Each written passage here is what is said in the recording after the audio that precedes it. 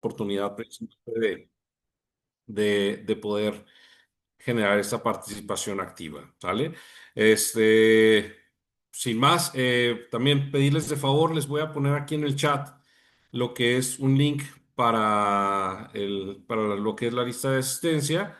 Yo creo que ya lo habíamos manejado en otras sesiones. Yo creo que también compañeras y compañeros que han estado con ustedes también les han compartido el link para el registro de asistencia.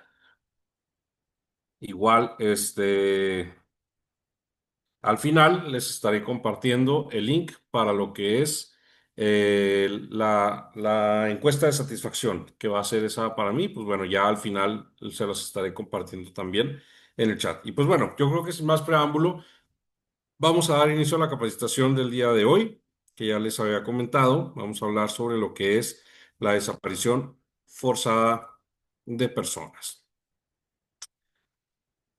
Bueno, primero que nada, pues es importante, ya sea ahorita un poquito alusión a los antecedentes en el ámbito en el que es importante señalar que este tipo de situaciones, estas problemáticas, pues bueno, es una situación que se presenta a nivel mundial, en donde pues desafortunadamente todas las personas podemos llegar a ser víctimas de este tipo de delitos, de este tipo de situaciones antisociales que presentan las autoridades, sobre todo de manera muy, muy enfática, autoridades encargadas de hacer cumplir la ley o de cuerpos de seguridad, en donde pues desafortunadamente si nos vamos a la función policial, pues la función policial tiene como objetivo el servir y proteger a los ciudadanos, el garantizar el ejercicio de los derechos, de los bienes jurídicamente tutelados de todas las personas, y desafortunadamente es en donde el Estado muchas veces ha fallado, digámoslo de esa forma, con lo que es desde el ámbito de la prevención, la protección, el respeto y garantía del ejercicio de derechos humanos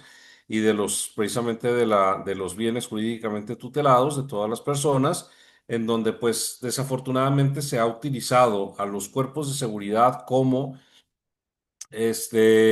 agentes para cumplir con el objetivo de el gobierno como tal, siendo que precisamente la policía es un cuerpo civil encargado de mantener esos derechos y esa seguridad. Entonces, desafortunadamente se ha malversado e incluso si nos vamos tiempo atrás, pues precisamente el Estado lo ha utilizado, vaya, como un brazo armado precisamente para someter la voluntad y violentar los derechos de los ciudadanos y ciudadanas. Ahorita, durante el transcurso de la sesión, vamos a estar hablando sobre ciertas épocas de la historia en México, particularmente en donde han existido violaciones graves a derechos humanos, precisamente en el ámbito de la desaparición forzada de personas. Hablaremos de los antecedentes también desde el ámbito internacional, desde la Convención Internacional, desde lo que viene siendo la Corte Penal Internacional, que clasifica la desaparición de personas como un delito de lesa humanidad. Y ahorita vamos a ver en qué consiste precisamente este concepto. Y pues bueno, vamos a ir trabajando con la intención de visualizarlo.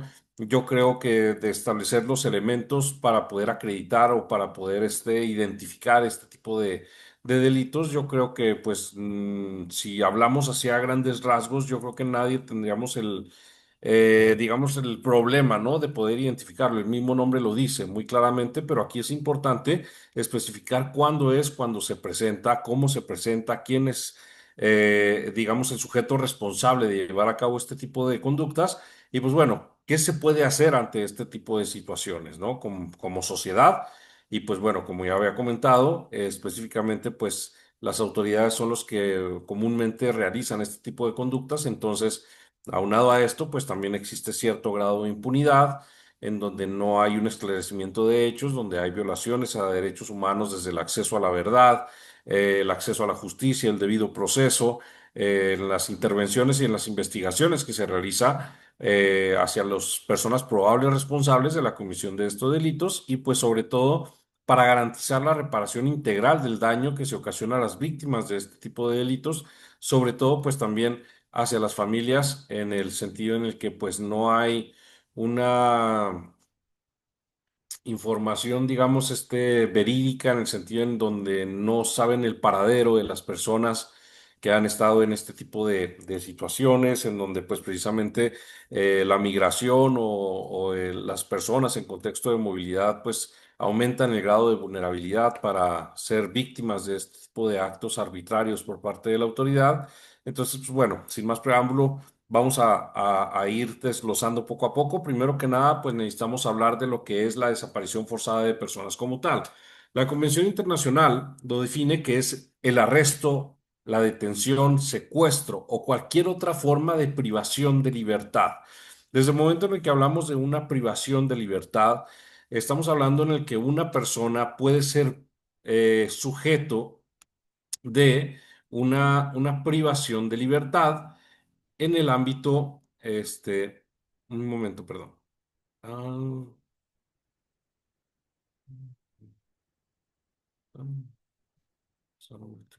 ok, ok, muy bien.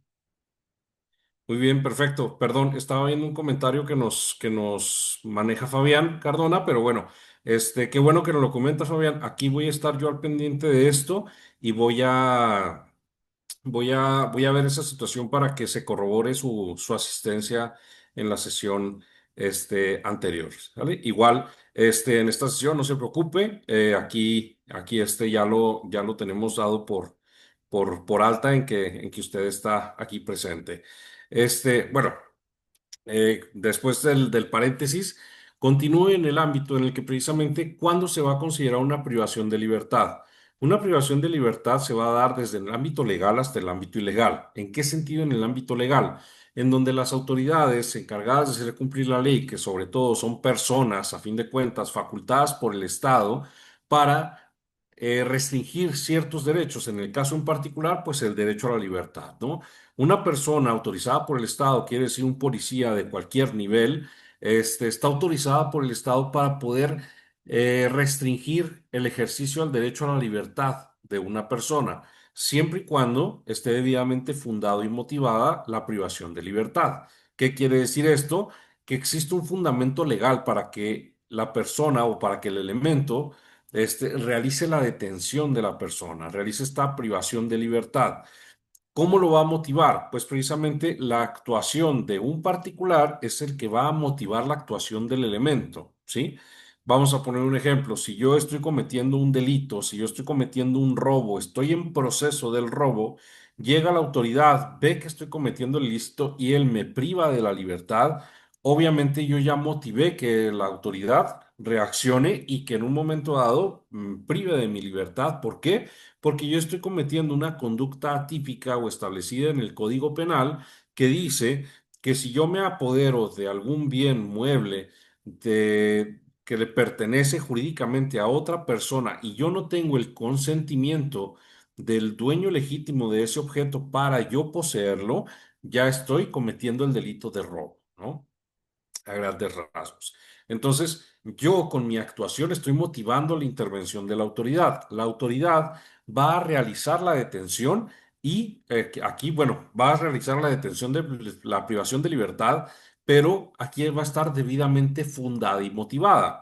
Motivada por la actuación que yo realicé como particular y fundamentado, ¿por qué? Porque en el Código Penal establece la tipificación del delito de robo, establece cuál es la conducta específica para que sea considerada como un robo, conducta que yo estoy cometiendo con mis acciones, ¿sí? Ya hay una privación de la libertad por parte del Estado como tal. Pero aquí la cuestión es que es completamente legal, ¿sí? Porque está debidamente fundada y motivada. ¿Qué es lo que pasa cuando viene esta privación de la libertad que no está debidamente fundada y motivada? Aquí ya le llamamos como una privación ilegal de la libertad, ¿sí? Porque en realidad yo no realicé ninguna conducta atípica o que venga en contra de alguna legislación aplicable para que la autoridad restrinja mi derecho a la libertad. Aquí es algo importante a señalar, y yo creo que esto lo conocemos. Desde el ámbito internacional, en el reconocimiento de derechos se establece que absolutamente nadie puede privarte del derecho, de cualquier derecho humano, ¿sí? A menos de que esté facultado por el Estado, pero que estas facultades estén debidamente fundadas y motivadas, ¿sí? Vuelvo a esto. Entonces, aquí nos dice, esta privación de libertad sea obra de agentes del Estado o por personas o un grupo de personas que actúan con la autorización, el apoyo o la aquiescencia del Estado. No sé si recuerdan, desde la primera sesión que tuve con ustedes, hablábamos del tema de aspectos generales de derechos humanos. hablábamos sobre las tres distintas formas en que se pueden llegar a cometer violaciones a derechos humanos, que hablábamos de la acción, de la omisión y de la aquiescencia. Ya hablábamos de la aquiescencia como aquel consentimiento que otorga el Estado, perdón, o una autoridad o algún persona servidora pública para que otra persona lleve a cabo la conducta ilícita o, en su defecto, lleve a cabo la violación a derechos humanos. En este caso en particular, dentro de la definición de la convención, pues habla precisamente sobre, primero que nada, arresto, detención o secuestro. Aquí estamos hablando de formas de privación de libertad, ¿sí? Que sea obra por parte del Estado o de agentes del Estado autorizados por el Estado. ¿Qué quiere decir esto? Pues de personas servidoras públicas, sobre todo que se encarguen de lo que viene siendo cuestiones de seguridad, ¿vale? Entonces, aquí es en donde ya estamos creando estos elementos. Aquí nos dice que actúen o que pueden ser personas representantes del Estado o personas o grupo de personas con el apoyo o la aquiescencia del Estado. ¿Qué quiere decir esto? Que a lo mejor las personas que van a realizar la privación de libertad en realidad no son personas servidoras públicas, son personas, son ciudadanos o ciudadanas.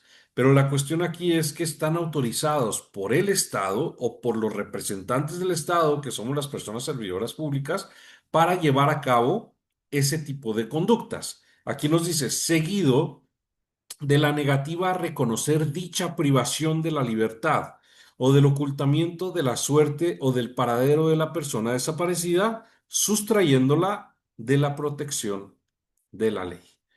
En México, no sé si en otros países se utiliza este término, el sustraerse de la acción de la justicia, ¿sí? ¿Qué quiere decir esto? Que cuando yo cometo un delito, yo voy a huir, digamos, ¿sí? De la autoridad. Entonces se dice que esté en riesgo de que la persona se sustraiga de la acción de la justicia, ¿sí? Que no puede estar al alcance de la justicia y que la justicia pueda juzgar los actos que cometió y puedan ser sancionados. En este caso, como podemos ver, dice sustrayéndolo de la protección de la ley, ¿sí? Aquí es distinto. Y esto, cuando yo he trabajado con personas que se encargan de la seguridad, de seguridad pública, de elementos de Sedena, de la milicia, de Guardia Nacional, en el caso de México, pues yo les hablo y les comento y siempre les digo esto, desde el momento en el que ustedes detienen o arrestan a una persona, de ese momento hasta el momento en el que es puesta a disposición de una autoridad competente, lo que le pase o le deje de pasar a una persona es responsabilidad del Estado. Y es responsabilidad de ustedes como personas servidoras públicas. ¿Por qué? Porque ustedes son los que están privando de la libertad a esta persona. Yo no estoy diciendo que sea una privación ilegal de la libertad, es pues, digamos, es una privación legal de la libertad, pero ya se están vulnerando su esfera jurídica, ya se está vulnerando el ejercicio de sus derechos humanos, ya no tiene la libertad de movimiento, de expresión, de hacer o de hacer, y por ello, todo lo que, y como está a custodia o a disposición de una autoridad, esa persona, pues todo lo que le pase o le deja de pasar a esa persona es responsabilidad del Estado, ¿sí? Entonces, desde el momento, ¿cómo se va a configurar la desaparición forzada? Ya lo veíamos desde el momento de la privación de libertad de una persona, estamos hablando de una privación legal de la libertad, pero aquí existe una negativa por parte del Estado de reconocer y de identificar que se, primero que nada, que se realizó la privación de libertad, ¿sí? Segundo término, el ocultamiento del paradero de esta persona. ¿Sí? En el decir, para empezar, yo no lo detuve, no está a mi disposición esta persona. Segundo, ¿qué es lo que voy a pasar? Lo voy a ocultar. Voy a decir, no, pues es que yo no sé dónde está. A lo mejor lo tengo ingresado en los separos de la cárcel pública, pero yo estoy diciendo que no lo tengo a mi disposición. Desde ese momento ya estoy cometiendo el delito de desaparición forzada de personas, ¿sí? ¿Por qué? Porque precisamente lo que estoy haciendo es ocultando a esta persona del alcance legal que pudiera llegar a tener para proteger sus intereses. Y aquí dentro del protocolo de detención que se establece o que se utiliza en México, se habla desde el momento en el que en el que una autoridad va a realizar una detención, tiene que informarle a la persona cuál es el motivo por el cual se le está deteniendo. Previamente se tiene que identificar el servidor público como quién es el servidor público, a qué institución pertenece, el porqué de su intervención, si va a detener a la persona, por qué lo va a detener, ante qué autoridad lo va a poner a disposición. Y aquí se dice que tiene que ponerse a disposición de manera inmediata. ¿Qué significa esto? Desde el momento en el que se realiza la detención de la Oye, persona, con amigos. poner a disposición de la autoridad competente a la de ya. ¿Para qué? Precisamente para prevenir Pues una mamá, ¿no? cosa de... Pero como dan diploma de plano, ¿ah? Ok. Precisamente ¿para qué? Para prevenir una desaparición forzada de personas. Eso fue el que nos dio la vez pasada. De vuelta. Para prevenir también un acto de tortura u otros tratos o penas crueles, inhumanos o degradantes. Ahorita yo les comentaba en donde precisamente íbamos a ver este Estatuto de Roma que está establecido por la Corte Internacional, por la Corte Penal Internacional, perdón. Y aquí nos dice, el artículo 7 en particular, crímenes de lesa humanidad. Se entenderá por un crimen de lesa humanidad cualquiera de los actos siguientes cuando se cometa como parte de un ataque generalizado o sistemático contra una población civil y con conocimiento de dicho ataque genere una desaparición forzada de personas. Para empezar, dentro de un crimen de lesa humanidad, ¿qué quiere decir? ¿Qué es lo que nos trata de decir este Estatuto de Roma? Nos dice, cualquiera de los actos siguientes cuando se cometa por parte de un ataque generalizado sistemático contra la población civil, ¿sí? ¿Qué quiere decir esto? ¿Quién lo va a realizar este ataque? Pues precisamente el Estado, a través de sus representantes, a través de las personas servidoras públicas encargadas de hacer cumplir la ley. Ellos los voy a utilizar yo como Estado precisamente para violentar, para amedrentar, para atacar en un momento dado a a la población civil. Esto, digamos que no es muy común que se llegue a suscitar, pero se llega a suscitar. En el caso de México, en Tlatelolco en el 68, en el caso de los 42 desaparecidos de Ayotzinapa, en el caso, recuerdo, y a lo mejor aquí las compañeras y compañeros de Colombia, a lo mejor no me van a dejar mentir en el sentido en el que no recuerdo la fecha exacta, pero no hace mucho yo tengo entendido que pasó algo parecido en donde existió una manifestación por parte de las personas, de los compatriotas colombianos, y donde el Estado precisamente utilizó a sus cuerpos de seguridad para reprimir esa manifestación, para castigar. Incluso tengo entendido que la Comisión Interamericana de Derechos Humanos se posicionó en contra de las actuaciones del Estado colombiano ante esta situación. Se emitió una recomendación y tengo entendido hasta el momento, no sé si hay una actualización más adelante o a lo mejor les digo aquí con mis compañeros colombianas y colombianos, pues a ver que me ayuden en eso. Se emitió la recomendación y el presidente constitucional de Colombia dijo que él no iba a seguir esa recomendación porque el Estado colombiano era completamente autónomo, independiente y no tenía por qué seguir las recomendaciones de la Comisión Interamericana de Derechos Humanos. Pero bueno, en ese caso en particular, pues bueno, vemos ahí que precisamente existieron crímenes por parte o crímenes considerados de lesa humanidad, como lo viene siendo la desaparición forzada de personas. Hablábamos de la privación ilegal de la libertad, desaparición forzada de personas, lo que viene siendo los actos de tortura. Si nos ponemos a ver todo este tipo de crímenes de lesa humanidad, pues los realiza precisamente la autoridad. ¿Qué autoridad en particular? Pues la autoridad encargada de hacer cumplir la ley o de salvaguardar la seguridad del Estado, todos los cuerpos policíacos. Aquí lo importante a señalar es que derivado, o de dónde se deriva, más bien dicho, la intervención por parte de estos cuerpos de seguridad, pues precisamente por parte de los titulares o los jefes o digamos, las personas que tienen un alto poder dentro del gobierno, que creen tener el derecho de poder violentar o de poder reprimir estos actos que son derechos reconocidos internacionalmente de todas las personas, el manifestarse públicamente por todas aquellas situaciones que el Estado realice, pues que ellos no se encuentren de acuerdo, ¿no?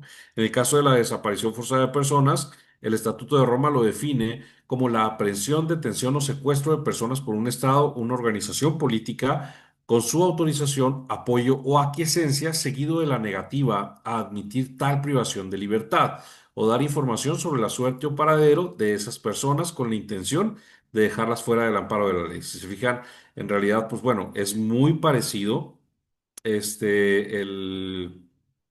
ahora sí que todo el concepto, ¿no? que establece el Estatuto de Roma, definido por la Corte Penal Internacional como la Convención Internacional que veíamos ahorita.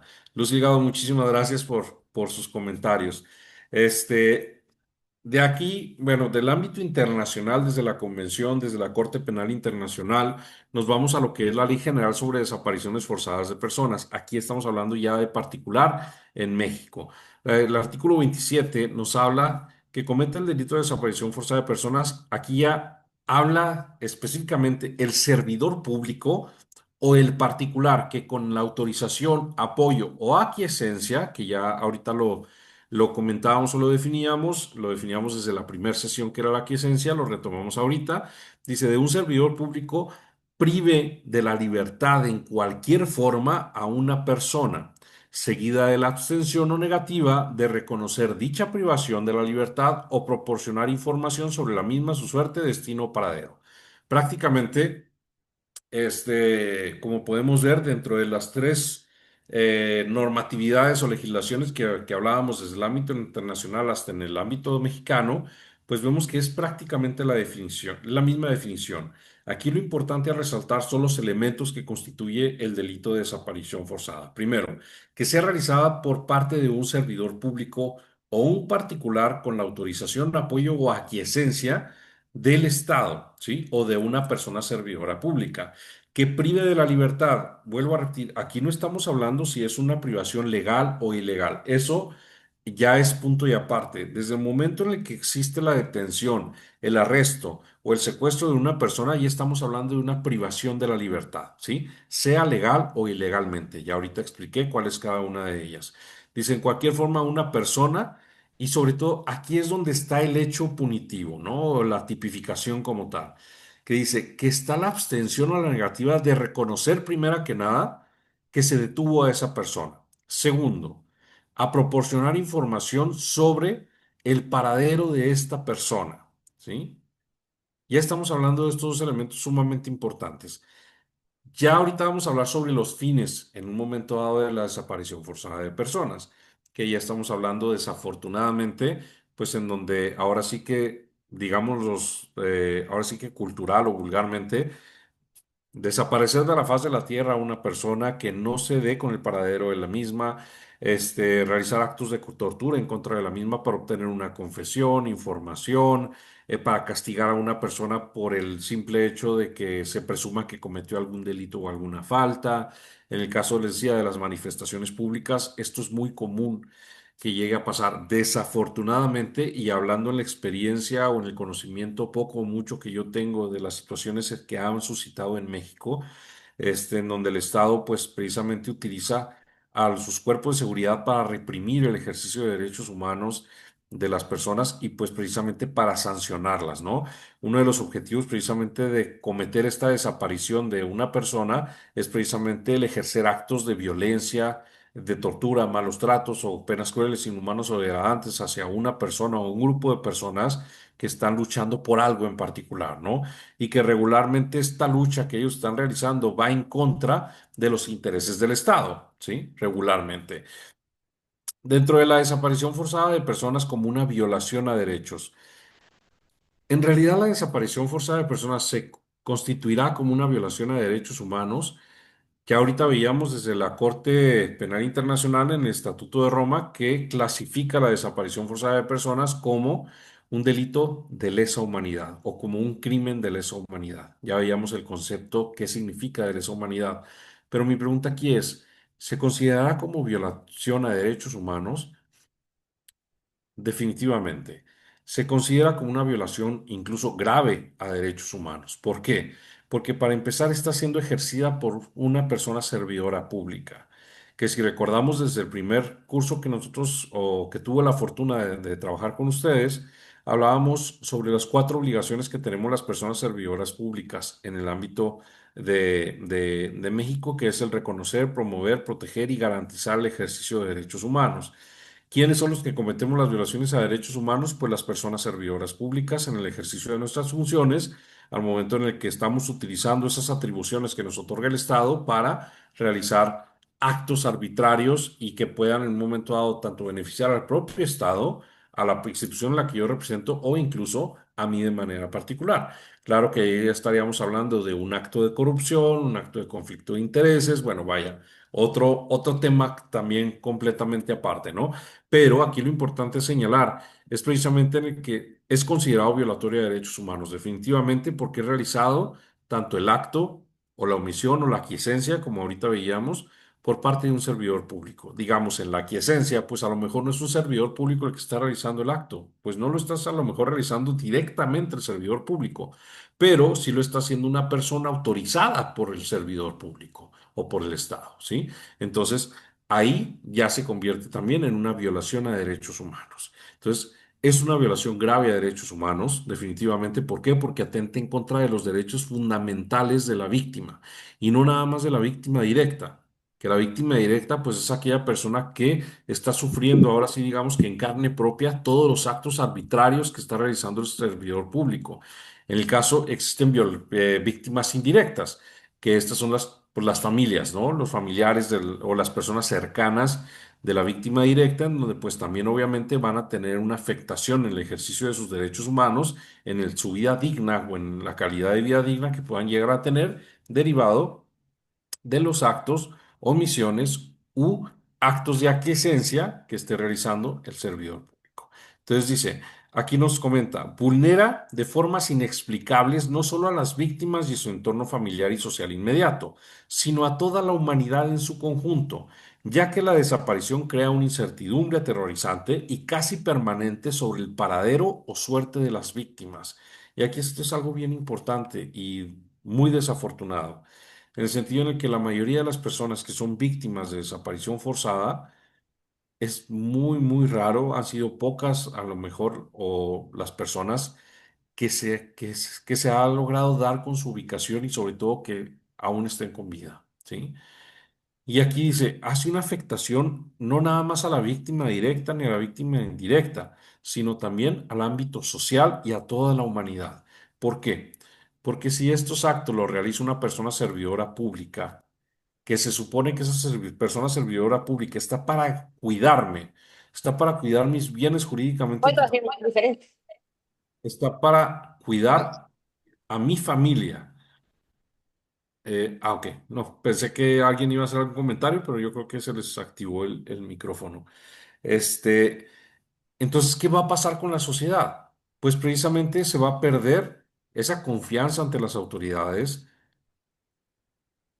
se va a generar una incertidumbre tremenda. ¿Por qué? Porque se supone que las autoridades que están para protegerme son los que están realizando esos actos viles en contra de los propios ciudadanos. ¿Por qué? Porque están ejerciendo sus derechos.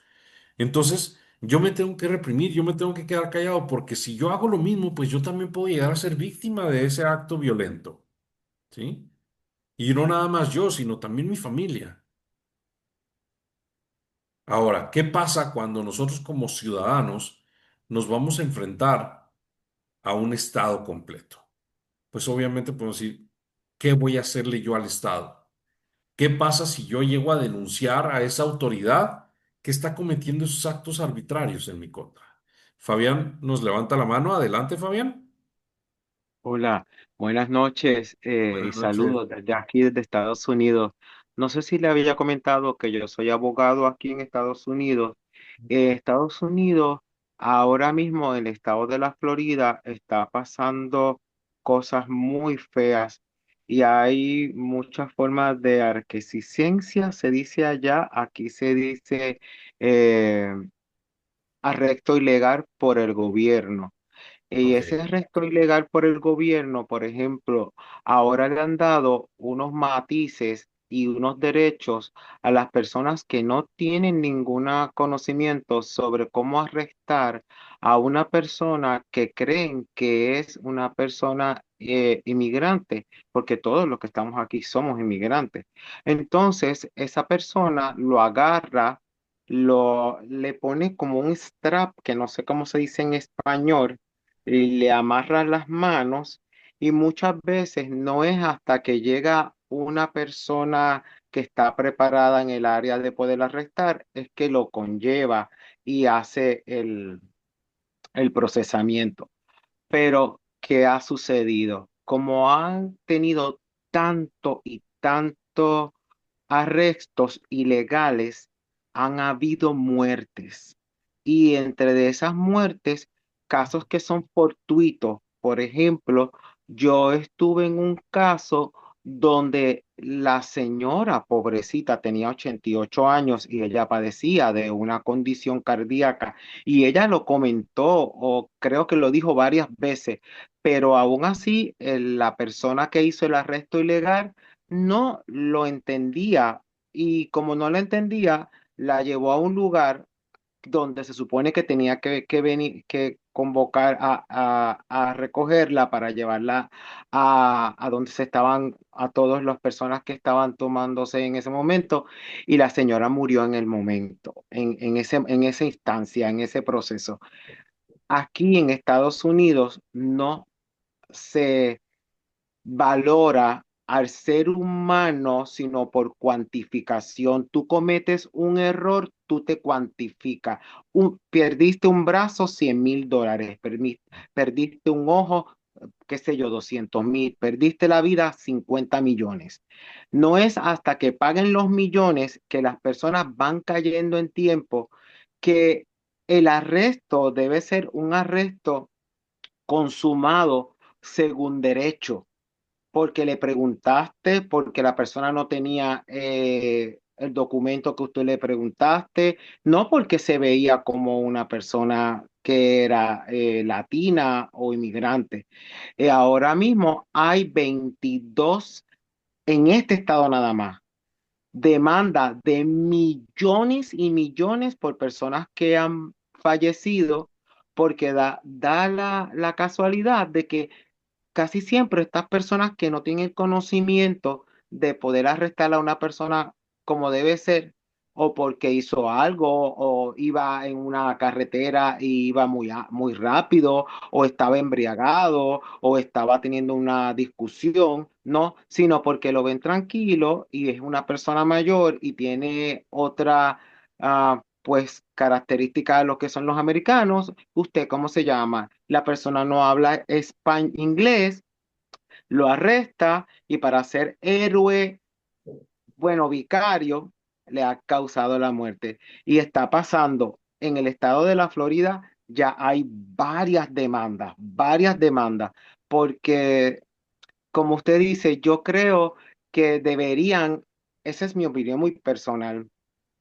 deberían convocar a que esas personas que cometan o acometan sobre esos arrestos tengan el conocimiento y a la vez por qué lo está arrestando. No porque se vea de una forma, tú puedes arrestar a una persona, porque han habido casos también, eso es lo peor, pero también han habido casos que son personas que son americanas y cuando tienen el nombre José, María, nacieron aquí y las detuvieron y no tuvieron por qué detenerlas porque tenían documentos norteamericanos porque habían nacido aquí. Entonces ellos también van contra el gobierno. A mí me parece que la desfase que hay por no encontrar el control y el poder sobre lo que un ser humano mantiene, y yo creo que los derechos humanos es uno de los que tenemos siempre que abogar. Yo soy uno de los que le pregunto o comento, donde terminan mis derechos, comienzan los derechos de la otra persona,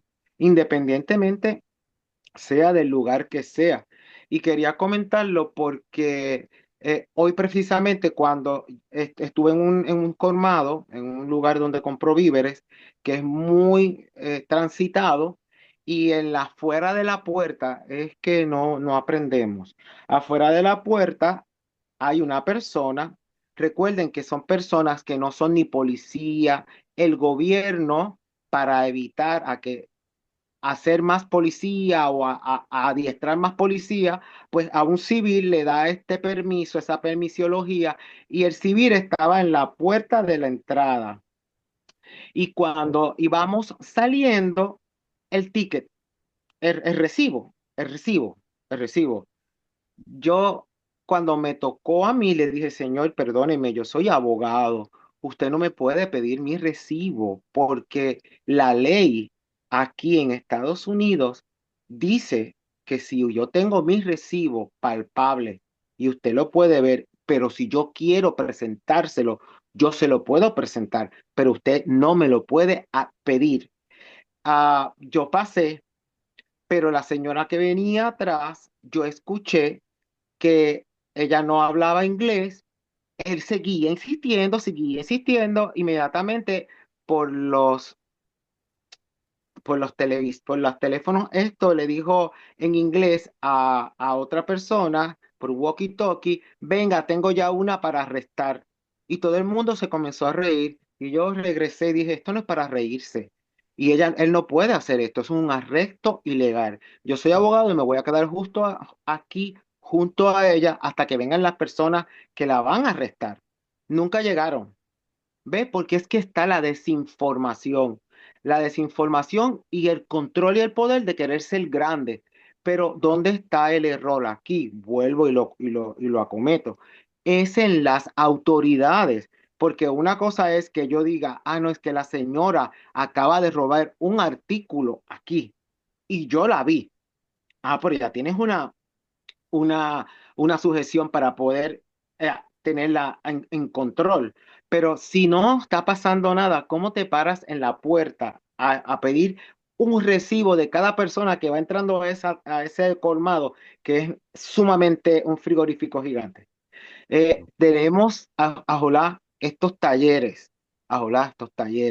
llegaran a gente sensible y personas que pudieran con buena fe y de buen acto decirle a otro, mira, yo creo que tú debes preguntar por qué te dieron ese don o ese derecho o esa capacitación para poder arrestar a alguien, porque usted no sabe lo que está haciendo. El coartar la libertad de una persona equivale a muchos dejaben de lo que es la ley. Gracias. Al contrario, gracias, Fabián, gracias por su comentario. Yo creo que sí, es sumamente importante y es algo interesante a señalar, ¿no? En donde, bueno, pues en Estados Unidos sabemos que hay muchos estados en donde no ratificaron precisamente la Declaración Universal de Derechos Humanos, en donde se violentan a diestra y siniestra los derechos humanos y sobre todo, como usted comenta, por parte de autoridades, ¿no?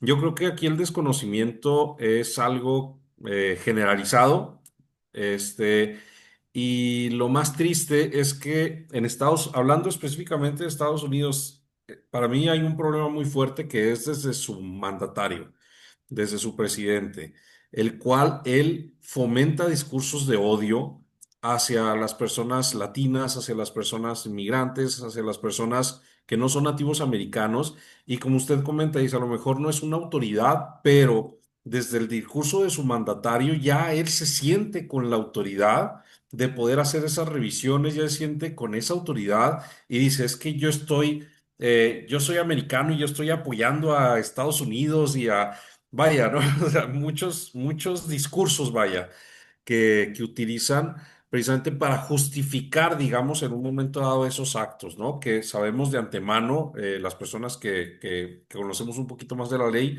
que no es justificable en lo absoluto de lo que están diciendo. Son completamente actuaciones arbitrarias, son actuaciones que van en contra de la ley, que violentan los derechos de los ciudadanos. Y sobre todo, usted mencionó algo bien importante, ¿no? Que mi derecho termina en el momento que empiece el derecho de la otra persona. Yo creo que desde el momento en el que nosotros no identifiquemos, no visualicemos y no respetemos sobre todo los derechos y la integridad y la dignidad de las demás personas, se nos va a generar estos problemas cada vez más grandes. Y sobre todo que estos actos arbitrarios los realizan autoridades, siendo que la autoridad es la que te debe de dar la certeza jurídica a ti como ciudadano de que estás protegido, de que tienes a una persona, a un estado, a un ente que te va a proteger en contra de esos actos arbitrarios, que también es algo importante que señalar, que las personas servidoras públicas siguen siendo seres humanos, no somos perfectos. Estamos dentro del servicio público, pero seguimos cometiendo errores. Y aquí es el Estado en donde debe de asegurarte que esas personas servidoras públicas que están cometiendo esos actos arbitrarios, esos actos violentos, esos actos que atentan en contra de tu persona, van a ser sancionados. Y a ti se te va a dar una reparación integral del daño que se te ocasionó, se te va a tratar como persona. ¿Por qué? Porque eso eres, independientemente de tu color, de tu raza, de tu género, de cualquier característica o condición que puedas llegar a presentar. Y yo creo que ahorita dentro de lo que nos comentaba Fabián, hay algo bien importante a señalar, la discriminación. La discriminación es uno de los factores que más influyen precisamente para todos estos actos. Los prejuicios sociales, las etiquetas sociales. Yo creo que si lográramos erradicar este tipo de actos y sobre todo en el ámbito de la discriminación, pudiéramos crear una sociedad más igualitaria, pudiéramos tener una mejor convivencia, una sana convivencia y se quitarían muchas situaciones que desafortunadamente hoy en día vemos. Desde el momento en el que yo me siento con el poder de revisar a otra persona, ya estoy generando un acto de discriminación hacia esa persona. Ya siento Oye, esa pero tú no me estabas superioridad. diciendo que si tú habías hablado conmigo de la casa. Perdón, no sé si a Fidelina se le activó el micrófono o iba a comentar algo. Veo que Maracorea, no sé si se pronuncia su nombre, Navarro, levantó la mano desde ahorita. Permítame un momentito, ahí le doy el uso de la palabra. Entonces, para terminar, Fabián, muchísimas gracias por su aportación, por su comentario. Definitivamente, yo creo que en ese caso en particular que usted nos muestra o que usted nos compartió, pues tenemos mucha tela para cortar, tenemos mucho para sacar de ahí, de ese caso en particular. Así de sencillo, una situación cotidiana en donde Fabián va a surtir sus víveres y ahí se presentó esta situación en donde vemos que hay muchas cosas que pudiéramos hacer para evitar este tipo de actos, ¿no? Este tipo de conducta. Profesor, y algo más que le quería comentar es que yo, por ejemplo, siempre hablo desde mi perspectiva. Nunca hablo desde la perspectiva de otros y nunca ejemplifico a otros porque mi ejemplificación es lo más que yo estoy de cerca y conozco. Y yo, cuando yo me paro al lado de ella, yo no por hacerme menor o por hacerme que tengo un impedimento, sino cuando yo me paré al lado de ella y él le dijo en inglés al otro señor que está hablando por el radio, el walkie-talkie, no sé cómo se dice en español, el walkie-talkie. Sí, Él le radio. dijo, un ciego aquí al lado de ella, protegiéndola. Ah, Entonces, yo, de repente, cuando él dijo eso, y él lo dijo en inglés, y yo le digo a la señora, él está diciendo que un ciego está al lado suyo protegiéndola, pero lo que sucede es que como tenemos unas etiquetas, yo negro, ciego, latino, usted latina, no sabe lo que él está diciendo, él está tomando en consideración que él tiene el poder. Cuando de repente llega la persona que se supone que a quien él decía que iba a arrestar, él me dijo, yo le doy mi número de licencia y le digo que soy abogado aquí. Entonces, él le dijo en inglés, él es un abogado, él conoce la ley. ¿Cómo te atreves a parar a un abogado en la puerta si esto es ilegal? no. Entonces yo decía en mi cabeza, caramba, pero a mí y a la señora, si yo soy lo mismo que esa señora, a ella se respeta porque es un ser humano. Pero cuando ya salí de ahí, me, me comprometí conmigo mismo de que siempre que yo pueda y pueda entender que yo pueda ayudar a no salvar al mundo, pero ayudar a otros, es mi derecho, yo lo voy a hacer, profesor, porque es bonito entender que no podemos vivir en un mundo donde las etiquetas son las que nos dominan. Hay que vivir en un mundo donde damos lo que queremos para poder recibir. Exactamente. Muchísimas gracias, Fabián. Gracias por sus comentarios, por su experiencia, por compartirnos esta situación desagradable que vivió, pero pues yo creo que esto es lo que nos nutre, ¿no? A fin de cuentas, esto es lo que nos puede llegar a servir para poder luchar, como usted comenta. No vamos a poder cambiar al mundo, es un hecho, pero yo creo que sí podemos cambiar nuestros actos personales y con eso contagiar a las demás personas para poder crear una empatía y poder crear esa sensibilización en donde, pues, ahora sí que si no nos unimos nosotros, pues yo creo que no va a haber forma en la que podamos sanar o evitar este tipo de actos, ¿no? Voy a permitirme leer los comentarios del chat así de manera muy rápida. Me levantó la palabra Mara Correa Navarro y Mara Nieto. Ahí les doy el uso de la palabra. Juana María Guadalupe nos dice, ¿qué derechos tenemos en México? Ninguno. Por eso, eso nos garantiza a que nos respetan estudios o cursos que hagamos. Bueno, definitivamente tenemos derechos, ¿no? Como en todos lados. Aquí lo importante es precisamente el conocer, el saber qué puedo hacer desde el momento en el que se violente alguno de mis derechos, precisamente para que no se vayan o que no se sigan cometiendo esos actos arbitrarios.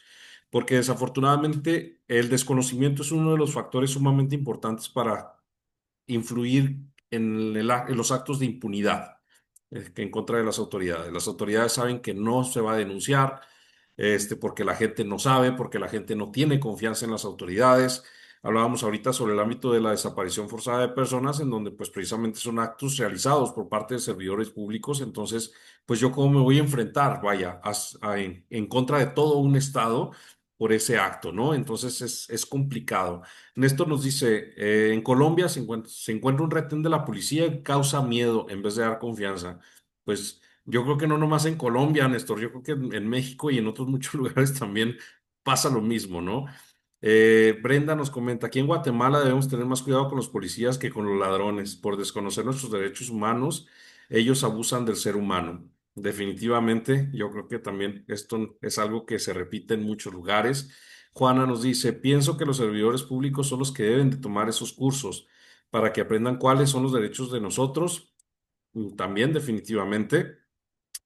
Uno de los aspectos importantes es precisamente la capacitación continua, y sobre todo los servidores públicos deben de estar capacitándose día a día, precisamente porque sabemos que las leyes se reforman, las leyes se van modificando y los servidores públicos son las personas obligadas en un momento dado a conocer la ley, a respetar la ley y hacer que se respete la ley, no a utilizar la ley a su favor y en contra de los intereses y de los actos de cualquier ciudadano, ¿no? Utilizar la ley a su favor y pues perjudicar en un momento dado a los ciudadanos.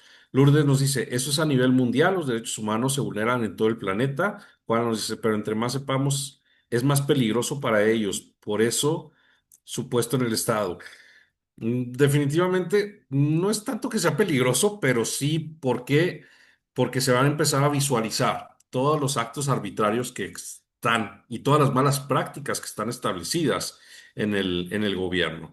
Pero va a llegar el momento que la gente, pues ahora sí que nos vamos a tener que levantar, nos vamos a tener que unir y vamos a tener que exigir que el Estado cumpla con sus obligaciones y que nos garantice el ejercicio de nuestros derechos. Nos comentan aquí, Janet, en Colombia, la ley del 48 del 2011 se nos vulnera. Ejemplo, mi padre desaparecido desde el 31 de diciembre del 95, incluidas en el RUC desde el 2011, y a esta fecha nada que indemnizan. Y esto le ocurre a otros líderes defensores de derechos humanos, imaginemos a la población. Sí, definitivamente, ¿no? Todas las personas somos vulnerables en el ámbito de este tipo de actos. Ahora sí que, ay, perdón. Mm, Janet, gracias por la confianza y comentarnos tu situación. Desafortunadamente, muchas veces el Estado también se enfoca o se engloba en lo que es la indemnización económica, pero no en la reparación integral del daño que se está ocasionando. En el caso de las desapariciones forzadas, pues aquí tanto el sujeto obligado es el Estado de esclarecer o de dar con el paradero de esa persona, de prevenir este tipo de actos arbitrarios, porque ya lo comentábamos que son ejercidos precisamente por parte de la autoridad, por parte de los servidores públicos. Entonces aquí el Estado es el que está incumpliendo con sus obligaciones, pero volvemos a esto, la forma más fácil en un momento dado de tapar esta situación del Estado, pues es indemnizar a la persona, es darle cierta cantidad de dinero, como ahorita comentaba el compañero Fabián, no sé, pasa una situación, pierdes un brazo, ahí te van $100,000, pierdes un ojo, ahí te van 200 o $300,000 para que no hagas ruido y ya. Ya te lo indemnicé, ya te lo pagué y no pasa absolutamente nada, ¿no? Desafortunadamente, esa es la forma en la que el Estado muchas veces actúa para mantenernos callados, para que sigan esas dictaduras, para que sigan esos abusos y pues que la gente no se levante en un momento dado para exigir lo que le corresponde por el simple hecho de ser una persona. Entonces, nos comentan aquí, muy interesante la intervención del abogado, es importante conocer nuestros derechos. Aún así, conociendo nuestros derechos, hay poderes que abusan y le quita a uno las garantías de nuestros derechos humanos y laborales en Guatemala. Muy bien. Gracias, Juanma. A ver, el limonero que quería reunir a los limoneros para alzarse y no permitir abusos, lo torturaron y lo mataron. Sí, definitivamente, ¿no? Volvemos a esto.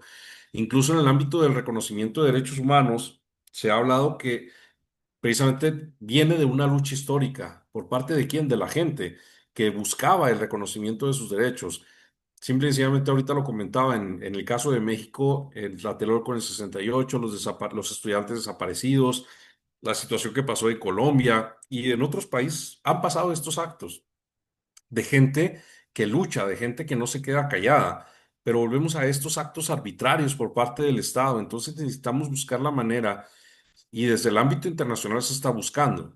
Por eso, cuando algún país ratifica la Declaración Universal de Derechos Humanos, se apega a lo que es el ámbito internacional, a la jurisdicción internacional. Y es por ello en el caso, por ejemplo, ahorita que les decía de Colombia, la situación que pasó, que yo me percaté que en donde el presidente de Colombia decía, ¿sabes qué? Es que yo no voy a hacer caso a la recomendación de la Comisión Interamericana porque yo tengo cierta autonomía y cierta independencia y yo voy a hacer valer esto y Colombia es mío y no es de nadie más. Y acá, espérate, volvemos a este abuso de poder. Volvemos a que si tú ratificaste una declaración universal, que si tú abriste la pauta al ámbito internacional, pues tu obligación es seguir. Y aparte de que se está salvaguardando los derechos de tus conciudadanos, ¿sí? Entonces, aquí es en donde vemos estos actos de dictadura que existen en muchos otros lugares y muchos otros países que estamos retrocediendo en el tiempo y que esto a fin de cuentas está llevando una mayor vulnerabilidad a nosotros como ciudadanos. Mara Corea, Navarro, adelante. Una disculpa por la tardanza. Bueno, pues primero que nada hay disculpa, pero va a haber crítica. Punto número uno, se está hablando de desaparición forzada y realmente se desvió mucho el caso a lo que es victimización, a lo que es discriminación. No tocaste, bueno, en primer caso, ahí te va. Soy hija de dos desaparecidos políticos víctimas de la guerra sucia de los setentas. Sí. Entonces, yo por conocimiento tengo caso de Tita Radilla, ella sentió precedente a nivel internacional. Está el caso de Alicia de los Ríos y su hija, que lo ha estado buscando. Esa también ya está dentro de la Corte Interamericana y no se ha tocado. O sea, desaparición forzada, estamos hablando de lo que fue la guerra sucia, de lo que fueron aparte del 68, aquí Madera tenemos 65, hubo algunos casos de desaparición, no se ha tocado, pero aparte la desaparición forzada que últimamente se está dando a raíz de lo que es la narcoviolencia o la violencia que se generó después de la administración de Felipe Calderón, no se ha tocado. Siento que pues está faltando o nos está dejando a deber algo, porque sí hay casos buenos y hay casos que se podrían hablar y que podrías dar como ejemplo. Esperaba yo un poco más de que se tratara realmente lo que es una desaparición forzada. En el caso de los desaparecidos de Chihuahua, son 13, son personas que en primer lugar se vulneró no solamente, como tú dices, a las personas desaparecidas, sino a las familias. Cuando desaparecen las personas, y te digo porque somos alrededor de 200 hijos que todavía estábamos trabajando dentro de eso, yo pertenezco todavía al comité de madres que no lo desaparecimos, seguimos trabajando en él, quedamos como hijos vulnerados Hay un caso de una persona que se llama Judith Galarza. Ella, su hermana desapareció, la puedes encontrar en Juárez.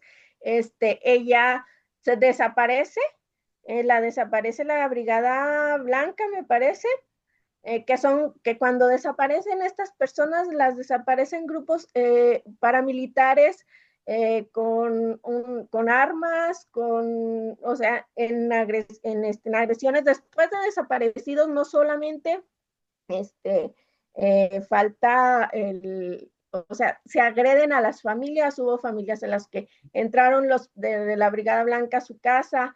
Entonces, creo que todo eso te está faltando porque en sí, de Chihuahua, tan solo de Chihuahua sí tenemos bastante material que tocar, porque sí, se habló y es muy respetable el caso de Fabián, pero ahí no hubo ninguna desaparición.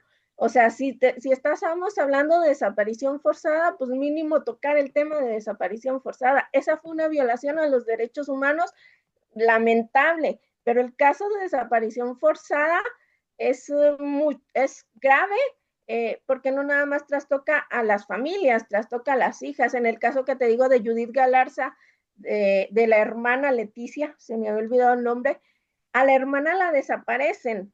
Ellos la desaparecen siendo madre. Duraron 4 años para localizar a la hija. Entonces, la violación a los derechos no solo de los desaparecidos, de las hijas o de los descendientes, que se quedan sin una identidad. Ella termina como cuando desaparece, estaba una persona del grupo subversivo que era la Liga Comunista. este, Ella termina siendo registrada como otra familia y ella termina al último sin su identidad. Entonces todo eso no se ha tocado. Creo que en eso nos queda de ver, y pues prácticamente era para también pues dar un poco de lo que es mi opinión sobre una desaparición forzada y sobre todos estos casos que no se tocaron y que pudiste haber tocado. Muchas gracias. Al contrario, gracias a ustedes para Corea. Bueno, de antemano le comento, no he terminado la capacitación, ¿eh? Estamos arrancando, es un tema sumamente extenso y como usted dice, en Chihuahua simplemente han habido muchas situaciones, muchos casos que se pudieran abordar, pero también por respeto de los compañeras y compañeros que no nada más están en el estado de Chihuahua ni en México, hay muchas personas que nos acompañan de otros países. Por eso yo me estoy viendo hacia el ámbito internacional, desde las conceptualizaciones de cómo se trabaja. Yo hablé de que este es un acto que no nada más violenta derechos a la víctima directa, sino también a víctimas indirectas, a familiares, que no hay una reparación del daño, que no hay un esclarecimiento de los hechos, que no hay una investigación ni una prevención por parte del Estado. Entonces, escuchamos ahorita el caso de nuestro compañero Fabián. Si bien es cierto, no estamos hablando de un caso de desaparición, pero sí estamos hablando de una violación a derechos. Y yo creo que este también es un espacio de participación, no sé, y que pues la opinión de todos y cada uno de nosotros es importante. No, no demerito en absoluto las situaciones que usted refiere y yo le doy toda la razón en lo que usted comenta. Yo creo que aquí lo importante es que para 1 hora y media que tenemos de tiempo para trabajar este tema es muy poco tiempo. Y si nos vamos a analizar cada uno de los casos en particular, yo creo que el seminario se haría de este tema nada más en particular y de todos los casos que pudiéramos abordar. Ahorita usted hace referencia de la guerra sucia, ese es uno de los puntos que vamos a ver. Vamos a hablar de la situación del ejército zapatista, vamos a hablar precisamente sobre la época de Felipe Calderón, en todas las situaciones que llegaron a pasar. ¿No? Entonces, pero le digo, sí, a lo mejor le pido una disculpa si no me enfoco o si no me enfoqué a lo mejor a los casos en particular del estado de Chihuahua, pero yo lo hice con intención precisamente de hablar de un ámbito un poquito más internacional por el público que nos acompaña, vaya, en este seminario, ¿no? En ese contexto yo lo hice. Le digo, si yo le quedé de ver en ese punto, le pido una disculpa de todo corazón y pues bueno, voy a tratar de englobar un poquito más, ¿no? Pero igual, muchas gracias por su comentario, Mara Corea. Conforme lo íbamos manejando, Mara, también nos levantó la mano posterior. No sé si quiera tomar el uso de la palabra.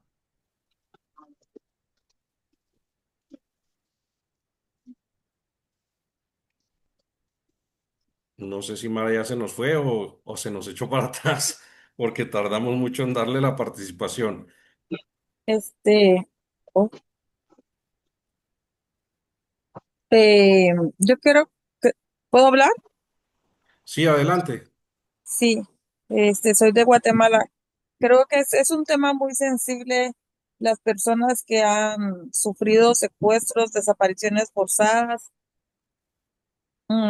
Comprendo la intervención de la señora, pero creo que también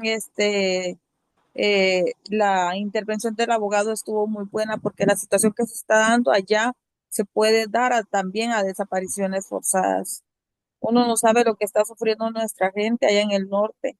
Entonces, la intervención para mí estuvo muy buena, puntual, porque no sabemos hasta qué punto puede llegar la situación allá en el norte con la persecución hacia los latinos. Solamente, gracias. Al contrario, gracias a usted.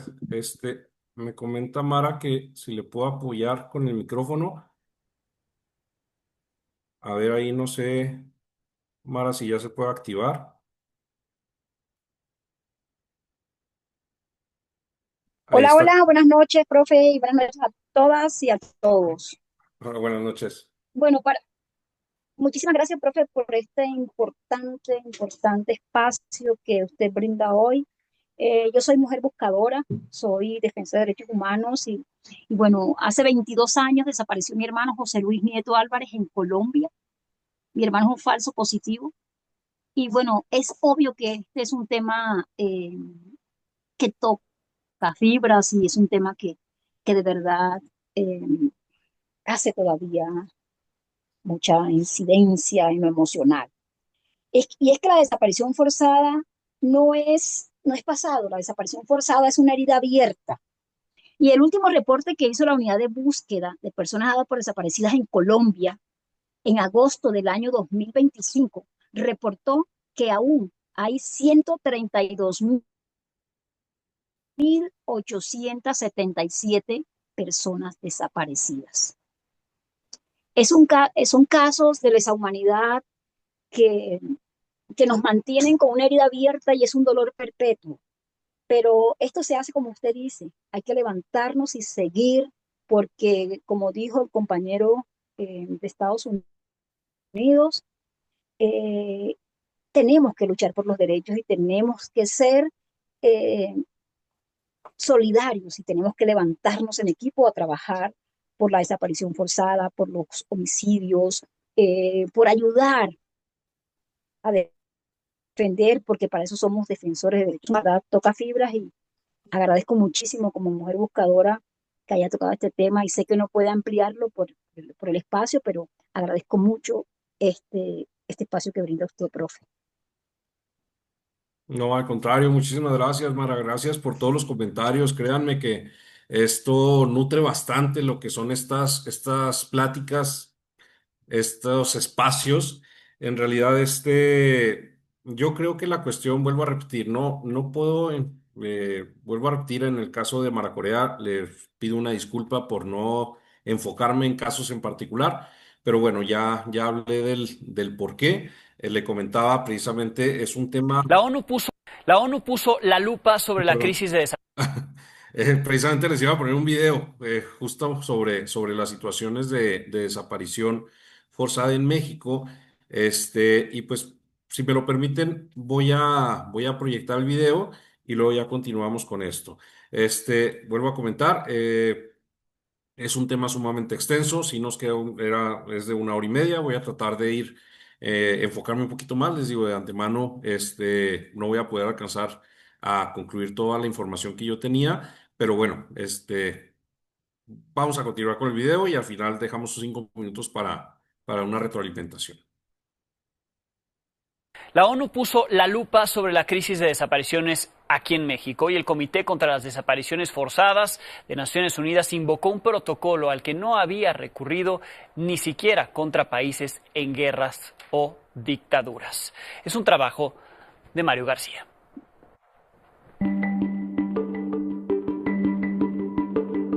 Recibió el comité informaciones que, en su opinión, contienen informaciones fundamentadas que indican que la desaparición forzada se lleva a cabo de manera general o sistemática en el territorio que es jurisdicción de México.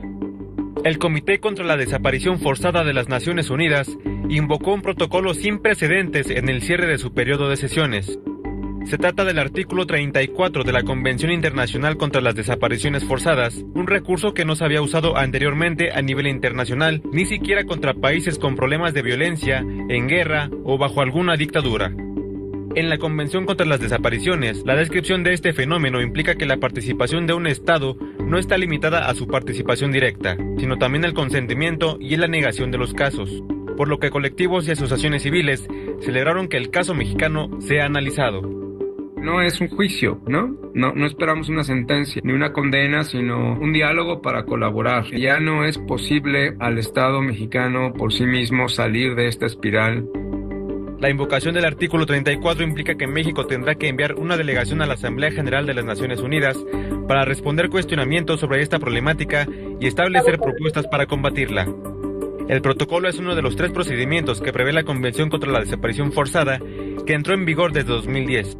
Los otros 2 son el procedimiento de comunicaciones y las acciones urgentes, de las que México encabeza la lista. Cuando se trata de México, la constante es la negación. Desde el organismo hay preocupación sobre las desapariciones en México y lo ocurrido en el rancho Izaguirre lo acentuó. Por este caso, la noche del jueves el comité llamó al gobierno mexicano a cumplir con una serie de medidas cautelares, como resguardar el lugar, proteger los indicios encontrados y fomentar la participación de los colectivos, a quienes debe reforzar los mecanismos de protección. Estas medidas cautelares surgieron tras una petición de la Asociación Consultora Solidaria para poner en el foco la falta de respuesta del Estado mexicano ante los casos de desaparición. No encontramos respuestas concretas a nivel local y a nivel nacional, a nivel interno, para atender los casos en lo particular y la problemática en general. Y esperemos que el gobierno mexicano esté a la altura en su respuesta. Para Milenio Noticias, Mario García Toribio. Ok, pues en el video, como veíamos, en realidad ha habido mucha, falta de respuesta por parte del Estado mexicano. Ahorita lo veíamos en el caso en los casos que nos comentaba la compañera, pues definitivamente ha habido muchas situaciones en donde el Estado, pues, ha sido ineficiente en la respuesta, en la prevención, en la resolución y la reparación integral de los daños que se ocasionaron, tanto a las víctimas como a los familiares de las víctimas de estos actos de lesa humanidad, que ya precisamente la ONU, este video que yo les proyecto surgió hace 6 meses. Entonces la ONU trae ahora sí que digamos, entre ojos al Estado mexicano, precisamente por la falta de respuesta ante estas situaciones, que vuelvo a repetir, esto pues es a fin de cuentas una omisión, es una falta de prevención por parte del Estado, en donde pues en realidad no está garantizando la seguridad de las personas, de los ciudadanos, de los conciudadanos mexicanos, ¿no? Y vuelvo a esto, pues es una problemática, yo creo, que se ha surgido a nivel mundial, pero en el caso de México, pues bueno, vemos que es una problemática fuerte que en realidad no se ha visibilizado y que definitivamente hay movimientos que buscan precisamente el reconocimiento y la identificación y el esclarecimiento, sobre todo, de estos actos arbitrarios, que yo creo que contabilizados son pocos los casos en que se ha logrado resolver, en lo que se ha encontrado el paradero de las personas que fueron víctimas de desaparición forzada, en donde se ha restituido los derechos y la vida de las personas que han sido víctimas de este tipo de actos, ¿no? Y bueno, como ahorita les comentaba, íbamos a tocar estas 3 épocas en particular, lo que es la Guerra Sucia en los años 60, 70 y 80, el conflicto zapatista en los 90 y la guerra contra las drogas que promulgó el expresidente Felipe Calderón en 2006, que pues esto también derivó de muchas situaciones. En el caso, perdón, de la Guerra Sucia, pues el Estado, como aquí mismo lo dice, calificó y persiguió la lucha democrática como un acto subversivo. Quienes buscaban un cambio por vías legales, pues fueron señalados como subversivos y agitadores, como guerrilleros, fueron perseguidos, muertos, desaparecidos o encarcelados, particularmente por cuerpos de seguridad pública, en especial por el ejército mexicano. Si bien es cierto que es lo que ha pasado, y ahorita ya lo comentaba previamente, en donde el Estado ha utilizado a los cuerpos de seguridad precisamente como un brazo armado para someter los derechos, para reprimir los derechos de los ciudadanos y de las ciudadanas. Entonces aquí es en donde se ha dado mal uso precisamente de los cuerpos de seguridad, en vez de brindar seguridad como lo mismo, digamos, el mismo logotipo, el mismo emblema lo requiere o lo establece por parte de cuerpos de seguridad, pues se ha utilizado precisamente como ese brazo armado, ¿no? Para cumplir fines políticos, fines de ciertos grupos poblacionales, a lo mejor con un poder político, con un poder económico, y pues mantener sometida la voluntad del pueblo como tal. Aquí hace referencia precisamente que estos actos arbitrarios, como personas, ahora sí que ejecutados arbitrariamente, desaparecidos, encarcelados injustamente, pues precisamente son actos o son resultado de actos violatorios a derechos humanos por parte de elementos de Sedena sobre todo, porque pues sabemos que Sedena son la autoridad, digámoslo así, que fueron adiestrados precisamente para situaciones de alto riesgo, para situaciones de enfrentamientos. E incluso vemos hoy en día en donde la Guardia Nacional, que está conformada en una gran parte precisamente por elementos castrenses, pues son los que más cometen violaciones a derechos humanos según la Comisión Nacional de Derechos Humanos y donde realizan actos de violaciones graves a derechos humanos que atentan en contra de los derechos fundamentales precisamente de las personas. Ahorita, nada más para comentar el dato, la FEMOSP, Fiscalía Especial para Movimientos Sociales y Políticos del pasado, en 2006, logró documentar en su informe 788 personas detenidas, desaparecidas en ese periodo. Hasta el momento solo tenemos la noticia de una sentencia por hechos de desaparición forzada ocurridos en el estado de Sinaloa. Como podemos ver, de 788 personas que fueron detenidas, se encuentran desaparecidas. Y únicamente una persona se ha obtenido una sentencia por parte del Estado mexicano sobre esos casos que suscitaron de situación particular. Ahorita la compañera también hacía referencia al caso de Rosendo Radilla, precisamente es uno de los casos que yo tenía aquí para mostrarles, en donde en la Comisión Nacional de Derechos Humanos se emite la recomendación 26 del 2021, en donde existe una desaparición forzada de Rosendo Radilla y de personas y ejecución extrajudicial del mismo. Ahorita hace referencia de también todos los actos de violencia institucional y estructural que se ejerció en contra de la familia, precisamente de Rosendo Radilla, en donde el Estado, pues con la finalidad ahora sí, de tapar, digamos, esas malas actuaciones y esas violaciones graves a derechos humanos que se cometieron con intervención de los cuerpos de seguridad, en este caso en particular, pues obviamente crearon una mayor vulnerabilidad de las familias, de los hijos de Rosendo Radilla. Sabemos que bueno, los hijos de Rosendo Radilla pues fueron personas sumamente importantes precisamente para que esto llegara a la Corte Interamericana de Derechos Humanos y pues precisamente que la Corte emitiera la sentencia, como aquí mismo lo dice, el 15 de diciembre del 2009 en contra del Estado mexicano por el caso de Rosendo. Más sin embargo, la situación aquí es que aún así no se ha logrado generar la reparación integral, incluso como ahorita lo refería la compañera.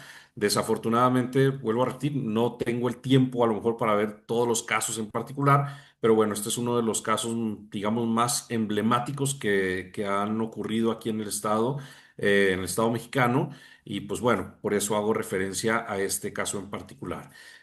Aquí vemos que el 15 de noviembre del 2001 los familiares de Rosendo Radilla Pacheco y otras víctimas pasan el caso a la Corte Interamericana y no es hasta el 2009 que precisamente la Corte Interamericana sentencia al Estado mexicano por las violaciones a derechos humanos que se cometieron en este caso en particular, los derechos violentados ves a la integridad personal, a la vida, personalidad jurídica de Radilla Pacheco en particular como víctima directa y de las víctimas indirectas o de los familiares a la integridad física y mental, garantías judiciales y protección judicial de los mismos. Entonces, vemos pues precisamente en este caso en particular y en otros casos en donde la Corte Interamericana ha sentenciado al Estado mexicano, en donde no invisibiliza, digamos, a los familiares de las víctimas directas y sobre todo, pues como habíamos comentado previamente, ¿no? Estos actos arbitrarios, estos actos de violencia, pues afectan no nada más a la víctima directa ni a las víctimas indirectas, sino también a toda la sociedad en general. ¿Por qué? Porque son precisamente actos efectuados por servidores, personas servidoras públicas. Él sí nos comenta, este es un tema muy sensible acá en nuestro país, Colombia. Son miles las familias que hoy buscan sus seres queridos que están desaparecidos. Estas familias se levantan todos los días con preguntas: ¿qué pasó? ¿Dónde están mis seres queridos desaparecidos? Aún se vive la incertidumbre, todas comparten ese mismo dolor. Claro, definitivamente, yo creo que este es un tema que definitivamente toca muchas fibras sensibles, que existen muchas personas que son promotores, que son defensores de derechos humanos, que buscan precisamente el esclarecimiento de los hechos, el acceso a la verdad como un derecho humano que tenemos todas las personas, y que el Estado mexicano en un momento dado, o el Estado colombiano, o el lugar en el que ustedes se encuentren, tiene la obligación en un momento dado de responder todas esas dudas, todas esas incertidumbres, de garantizar la integridad de las personas, de garantizar la reparación integral de los daños que se cometieron por las omisiones por parte del Estado, del Estado en general, colombiano, mexicano o quien fuera. Entonces, yo creo que vuelvo a repetir, es un tema sumamente extenso, es un tema pues, en realidad a todos nos adolece. A lo mejor algunas personas que no tenemos familiares en ese contexto, otras que sí lo tienen. Entonces, pero yo creo que todas las personas tenemos algún familiar o familiares que han sido víctimas de actos violentos por parte del Estado y que pues en un momento dado buscamos justicia y que no se nos ha garantizado, ¿no? Entonces, aquí hacemos referencia precisamente a esos aspectos. Sergio Moreno nos comenta, de los que menciona, hay más desaparecidos que no fueron denunciados, aparte de las familias que tuvimos que emigrar a otros países por esas causas, especial en el sexenio de Felipe Calderón. Claro, vuelvo a repetir, existen muchas personas, muchas víctimas que yo creo que se me iría todo el tiempo en nombrarlas, pero aquí es importante, vuelvo a repetir, ¿no? El generar esa sensibilización y sobre todo la responsabilidad del Estado mexicano en el que esté incumpliendo, vaya, con todos estos, con sus obligaciones de garantizar el ejercicio de derechos humanos de todas las personas. El ámbito del conflicto zapatista, sí, de manera muy rápida. Está ya una lucha armada entre el ejército, perdón, zapatista y de Liberación Nacional y el ejército mexicano, en el cual se cometen graves violaciones a derechos humanos por este último. Las Fuerzas Armadas Mexicanas contra el ejército zapatista, y muestra la práctica de los actos de tortura, seguido de la ejecución arbitraria y desaparición forzada a manos de militares. Volvemos a la cuestión de la desaparición forzada, a los actos de tortura que regularmente, digamos que no es una conducta aparejada a la desaparición, pero sí se utiliza como un mecanismo de, de ejercer esos actos violentos que van a terminar en una desaparición forzada. Juan María nos dice, con Andrés Manuel López Obrador y Claudia ya aumentaron los desaparecidos. Definitivamente, vuelvo a repetir, esto no es algo que se queda atrás, esto es algo que está vigente y que siguen pasando las situaciones. Voy a adelantarme, perdón, esta situación hasta la guerra en el 2006. Dice, la falta de sanción de los crímenes graves como la desaparición forzada ha tenido como consecuencia su repetición, la impunidad.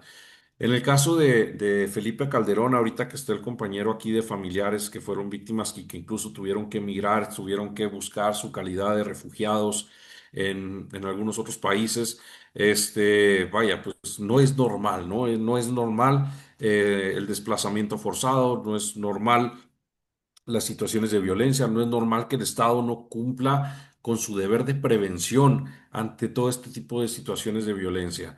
Y en el caso, por ejemplo, del 2006, del expresidente Felipe Calderón, pues él es en donde ahora sí que se abandera con el nombre o valga la redundancia, la bandera, ¿no? De luchar contra el crimen organizado, que eso lo único que generó fue precisamente más personas desaparecidas, fueron más personas, las situaciones de violencia aumentaron, pero vuelvo a repetir aquí, la cuestión es ¿cuál es la intervención del Estado? Ahorita hacían referencia a los miembros del crimen organizado, a los grupos del crimen organizado, que yo creo que no nada más en México existen, sino esto también es una problemática a nivel mundial, y sabemos que también estas personas cometen la desaparición forzada de personas, cometen los actos de tortura, y aquí lo importante señalar es que desde el ámbito internacional, pues se refiere que es por precisamente la anuencia o por la aquiescencia del Estado mexicano o de las personas servidoras públicas que se siguen cometiendo este tipo de actos de lesa humanidad. Aquí nos comentan, en Colombia existe la unidad de búsqueda, que fue creada gracias a la exigencia de nosotras las víctimas en el Acuerdo de Paz de 2016. Hoy, gracias a la VPD, hemos logrado encontrar muchos restos de personas desaparecidas. Muy bien, que bueno, yo creo que esto es lo importante, ¿no? A fin de cuentas, el poder en un momento dado, ver qué podemos hacer desde nuestras trincheras, desde los lugares en los que ustedes se encuentran. Tengo entendido que hay muchas personas defensoras de derechos humanos en esta sesión. Tengo entendido que son personas de asociaciones civiles que pueden o que tienen la facultad o el poder de mover masas, de mover gente. Y algo que refería previamente, pues es que precisamente necesitamos unirnos, ¿no? Para poder exigirle al Estado que en realidad establezca protocolos de actuación debidos, que capacite al personal, que sancione a las personas, a los servidores públicos que cometen o que facilitan este tipo de actos hacia miembros del crimen organizado. En fin, la idea es que no se sigan suscitando porque a fin de cuentas, vuelvo a repetir, todos somos vulnerables. No hay este acto de violencia no es dirigido hacia un grupo poblacional en particular. Todas las personas podemos llegar a ser víctimas de estos actos de violencia. Esto, según la red Lupa, es una red precisamente que es una asociación civil que se encarga de visualizar la situación de personas desaparecidas en México. Aquí nos establece que del 2024 al 2025 se duplicó el porcentaje de aumento en el caso de personas desaparecidas. Ahorita comentaban en uno de los comentarios en el chat en donde en el sexenio de Andrés Manuel López Obrador y en el de la actual presidenta, pues ha aumentado los casos de desapariciones forzadas, pues aquí mismo precisamente él hace referencia, ¿no? Tenemos 128.064 personas desaparecidas, 98.384 son hombres, 29.258 mujeres y 422 indeterminados. Ahora, el punto es, estas cifras, para mi punto de vista, se pueden quedar cortas. ¿Por qué? Porque no existe la certeza, porque no se levantan las denuncias, por la situación del desconocimiento, por la falta de confianza ante las autoridades, por la situación de impunidad, por muchas situaciones que ya habíamos comentado previamente, en donde precisamente no se garantiza la seguridad de las personas al momento de exigirlo, ¿no? Al Estado que reconozca y que busque precisamente a las personas que están en contexto de desaparición. Aquí yo les pongo precisamente esta estadística, más o menos del 2022 al 2025, cómo han ido aumentando precisamente los casos de desaparición forzada de personas en México. Vemos que en 2022 estábamos en 100.000, en 2025 aumenta a 130.000 aproximadamente. Estas son cifras sumamente alarmantes que vuelvo a repetir. Estamos hablando meramente de personas desaparecidas, pero no de los familiares, no de los hijos, de los papás, de los hermanos, de todos los familiares, de todas las víctimas de desaparición forzada. Esto es una problemática generalizada, esto es una exigencia del Estado mexicano que todas las personas debemos en un momento dado realizar para esclarecer estos hechos, que es el derecho de todas las personas tener el acceso a la verdad. Sergio nos comenta, en 2008 tuve un atentado en el cual por poco pierdo la vida. Desde el año 2007 a la fecha soy defensor de derechos humanos. Gracias, Sergio, también por comentarnos su experiencia en lo particular. Tristemente, yo siempre lo he dicho, hay muchas personas que dicen que están en pro de los derechos humanos y que tratan de defenderlos y que logramos entender o comprender a lo mejor el contexto de vulnerabilidad, las situaciones en las cuales están viviendo a lo mejor ciertas personas, pero desafortunadamente muchas veces hasta el momento en el que vives una situación de violencia, una situación de inseguridad, una situación de impunidad, una situación de que el Estado está siendo omiso en muchas situaciones, es en donde podemos ser más empáticos, es donde podemos ponernos igual ahora sí, valga la redundancia, en los zapatos de estas personas y ahora sí lo podemos comprender, lo podemos entender, porque, y yo no te deseo obviamente esto a nadie, pero muchas de las ocasiones es cuando generamos esa sensibilización. Es cuando yo también en un momento dado, de manera particular, les comento, he sido víctima indirecta por parte de una situación de violencia hacia una hermana, pero aquí la cuestión es precisamente en donde pues todos somos vulnerables a ser víctimas, ¿no? Entonces, aquí lo que hay que mejorar es precisamente la actuación del Estado, la actuación de las personas servidoras públicas, el visualizar que todos somos personas, que todos somos seres dotados de una misma dignidad, que tenemos los mismos derechos y que sobre todo el Estado debe de comprender el que es garante de derechos, en el que el Estado debe entender que el Estado es obligación del mismo establecer todos los mecanismos necesarios para brindar esa protección, para alcanzar el ejercicio de derechos humanos de todas las personas. Aquí vemos en el ámbito de las personas no localizadas, tenemos cifras del 2023, 24 y 25.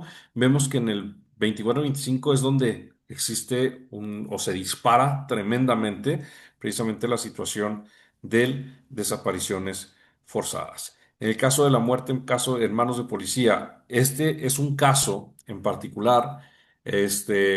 Nosotros pertenecemos al estado de Chihuahua. Uno de los municipios del estado de Chihuahua es la ciudad de Cuauhtémoc. Este caso es un caso verídico, pasó.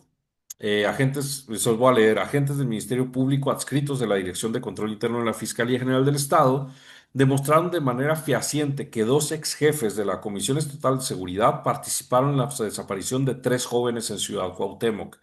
Después de 12 horas de audiencia, un tribunal colegiado emitió el fallo condenatorio en contra de las dos personas, de los dos ex jefes de la Comisión Estatal de Seguridad, declarados penalmente responsables por el delito de desaparición forzada de personas. Este caso fue un caso sumamente mencionado en Cuauhtémoc. Si bien es cierto, las personas están todavía en la cárcel, están privadas de su libertad por los actos que ellos realizaron. Desafortunadamente, creo, tengo entendido que se encontró pues las osamentas de estos jóvenes muchos años después de que ocurrió este hecho. No hubo la reparación integral del daño hacia las personas. Pues sí, definitivamente la sanción está hacia los cuerpos de seguridad, hacia estos ex jefes, pero pues hay que ir más allá. ¿Qué es lo que espera? ¿Qué es lo que hace falta?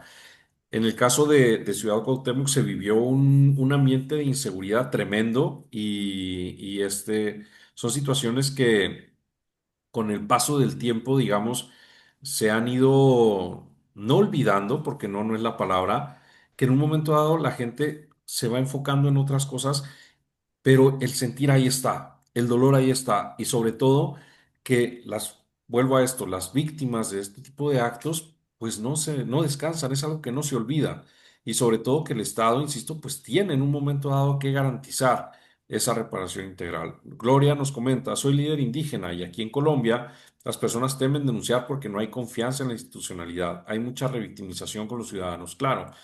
Y yo creo que desde el momento de generar un interrogatorio se puede generar un acto de tortura psicológica o emocional a una persona. Esto está establecido precisamente por la Organización de las Naciones Unidas en el acto de tortura. Se ha establecido y se ha reconocido en donde a los familiares de las víctimas de personas desaparecidas, se les ha torturado psicológicamente por parte de las autoridades desde el momento en el que de cómo se generan los interrogatorios, de cómo se llevan a cabo, de cuándo se llevan a cabo, incluso de las preguntas que se realizan hacia los familiares de personas, de familiares indirectos de personas víctimas de estas desapariciones forzadas. Se- no sé si van a comentar algo o se les activó el micrófono. Me aparece como Samsung SM.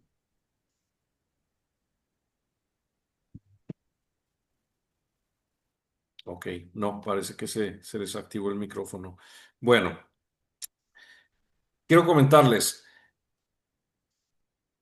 se nos ha terminado el tiempo. Por respeto del tiempo de todas y cada uno de ustedes, voy a permitirme quitar mi presentación. para dejar también el espacio si alguien quiere hacer algún otro comentario, alguna sugerencia y también reiterarles, y ahorita lo comentábamos, es un tema sumamente extenso, es un tema sumamente sensible también. Entonces, yo les quiero hacer la invitación y si ustedes me lo permiten y ustedes así lo quieren ver, si en algún momento dado quieren que retomemos o hagamos una segunda parte de este tema al final de las sesiones que ya están programadas, lo pudiéramos hacer. Sergio, que es el contacto aquí con nosotros, pues ya nos hará llegar la solicitud o en un momento dado, si existe la inquietud de que retomáramos el tema, con muchísimo gusto estoy a sus órdenes. Y pues bueno, no sé si hay alguna otra duda, algún otro comentario que quieran hacer.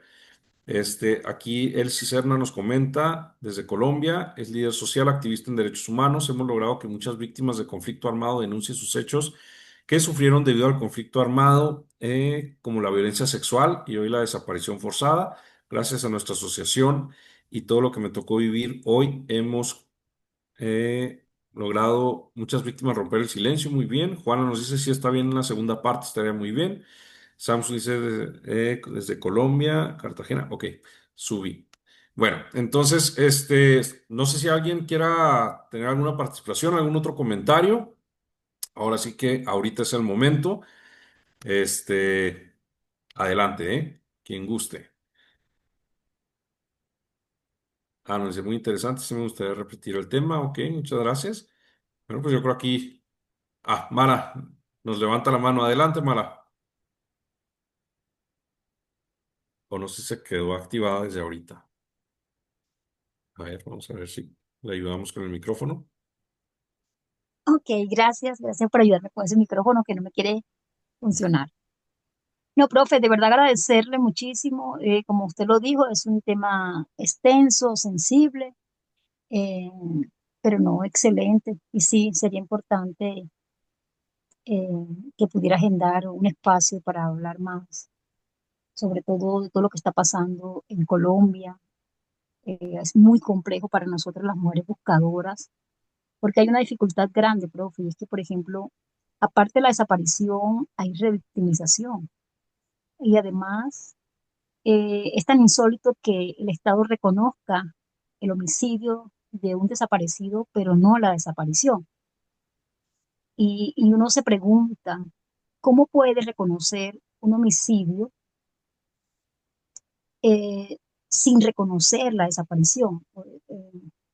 En el caso de muchas familias del Cesar, encontramos restos después de 6, 7, 8, 10 años y ellos han reconocido el homicidio, pero desconocen los años de búsqueda y ellos mismos entregaron los restos de manera muy, eh, digamos que muy revictimizante.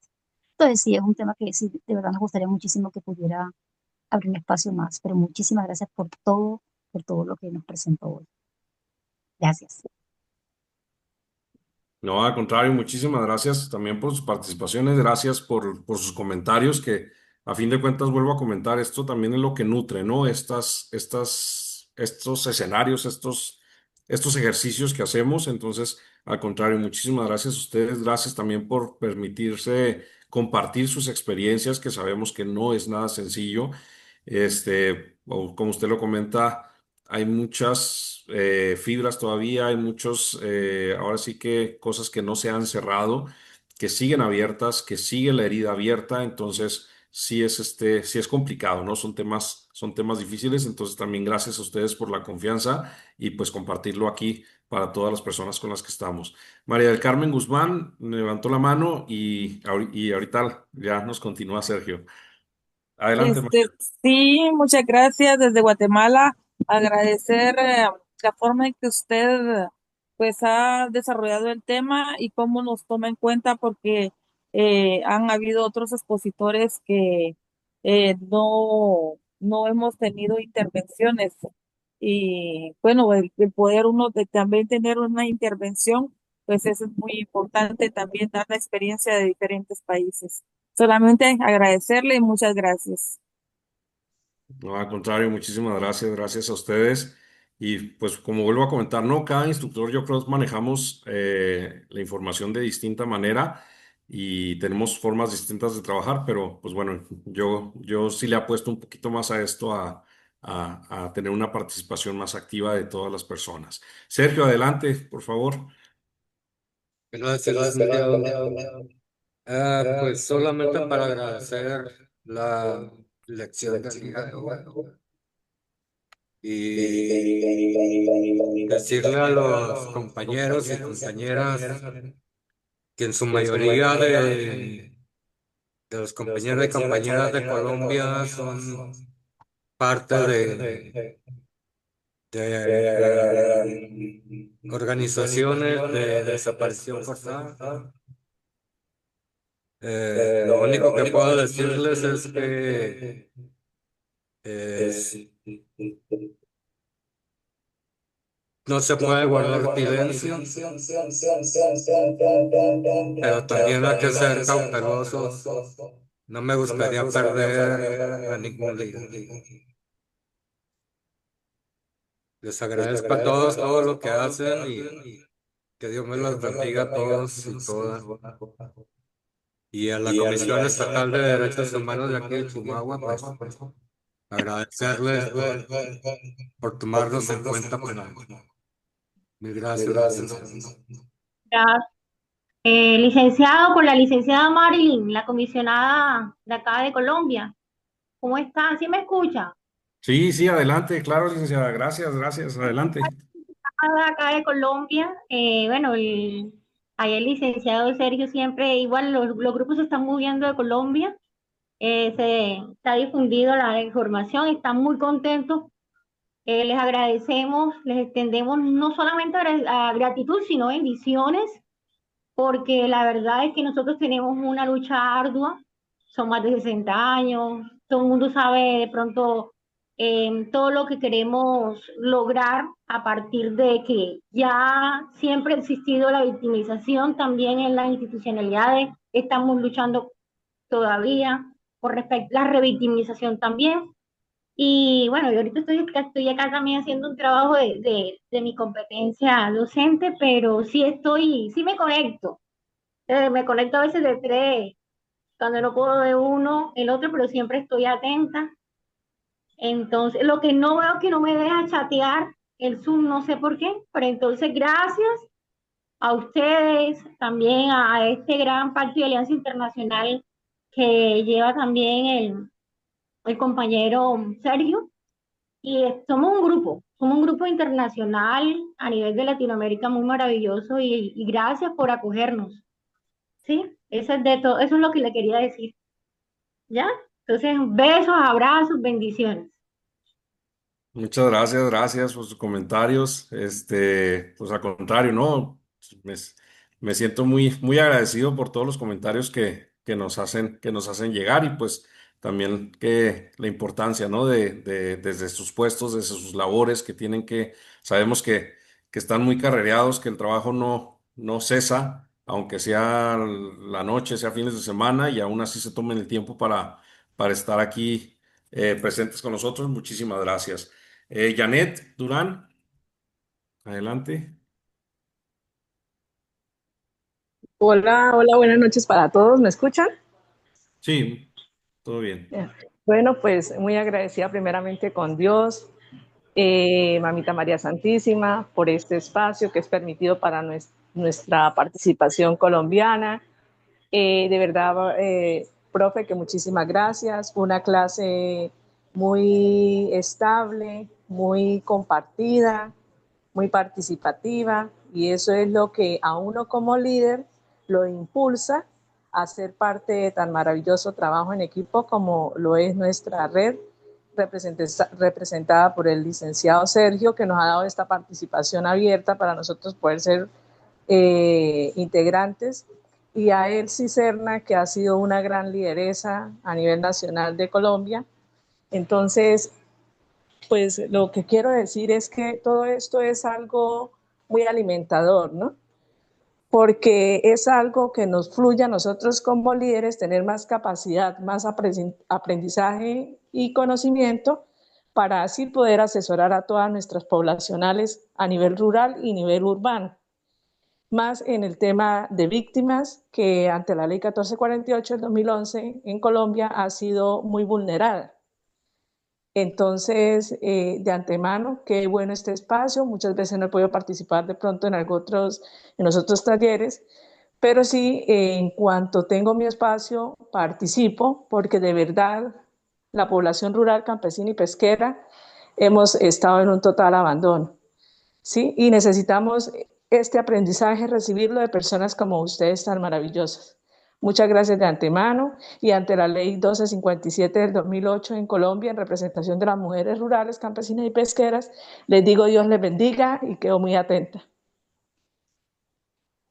Muchísimas gracias, Janet. Gracias también por su comentario. Gracias por todo, de verdad. Y pues bueno, ahora sí que si hay algún otro comentario, alguna duda, igual aquí estoy contestando algunos comentarios también en el chat. Y también les pido de favor, en el chat les puse un link para una encuesta de satisfacción. Se las había puesto desde la primera sesión. Si me hacen el favor, si les robo otros 5 minutitos de su tiempo para si me pueden apoyar para contestármelo. Es una evaluación para mí y pues bueno, quedo a sus órdenes, como ya se los había comentado, y pues sigue abierta la invitación. Al finalizar este seminario, si gustan retomar una segunda sesión sobre este tema, con muchísimo gusto estamos a sus órdenes. Gracias por la confianza, gracias por el espacio y pues bueno, sin más, pues una excelente noche a todas y a todos y bendecida noche.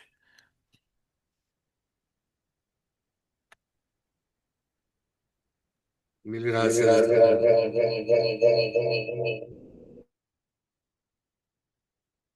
Antes de que se me desconecten, perdón, si quienes tengan la oportunidad de encender sus cámaras para tomar una fotografía, por las cuestiones de evidencia, si me hicieran el favor, Sote.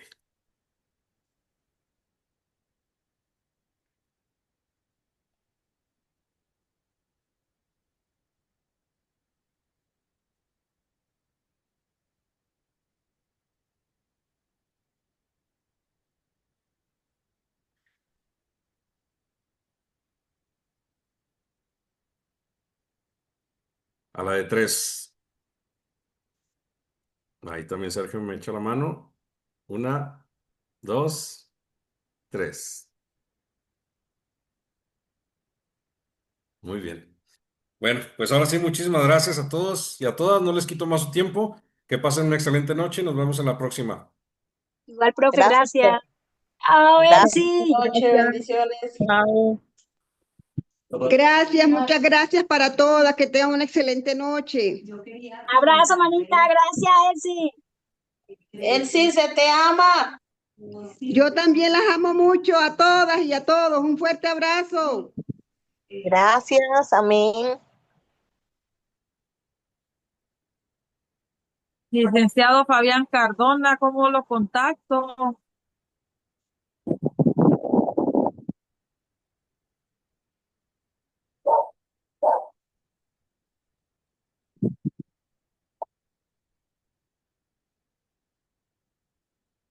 Fabián Cardona es el compañero abogado de Estados Unidos. Así es, lo Sí, quiero contactar. mira, es Sí, también, como Fabián dicen, como mi tenemos nombre. una pana acá en Fabián, Cartagena de Indias, Colombia. es Fabián como mi nombre, punto, y mi apellido, Pero comparta el correo del grupo, compañeros. Comparta el correo por aquí. Puede. como puedo.